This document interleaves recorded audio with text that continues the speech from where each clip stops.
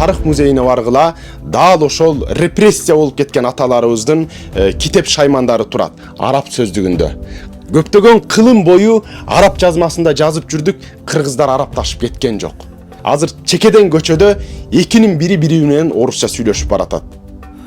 Кимдин кимге таасири көбүрөөк? Кылымдар бою ислам динин карманып келдик, эч бир арабташып кетпейле, мыкты ата бабаларыбыз чыгып, жада калса эгемендүүлүктү да алып келип берип отурат.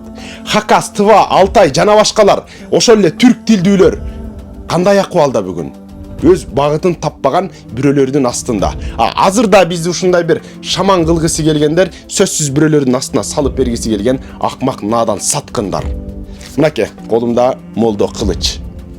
Мен окуп чыктым, аябай таасирлендим, бирок толук эмес, ичинен үзүп. Кандай гана кыйынчылык менен жазылган, кандай гана кысым менен жазылган. Молдо кылыч, Манас эпосу кандай кысым менен сактап калышкан. Калыгул Олуя не деген сонун өткүр сөздөрдү жазган. Жана башка ушундай мыкты чыгармаларыбызды жокко чыгарып, пактанын кулуна салып, элди мал менен, пакта менен алек кылып, илим билимден алсыраткан. Биздин ата бабаларыбыз илимди, билимди, сабаттуу болгон. Тарыхыбыз бай, маданиятыбыз кенен.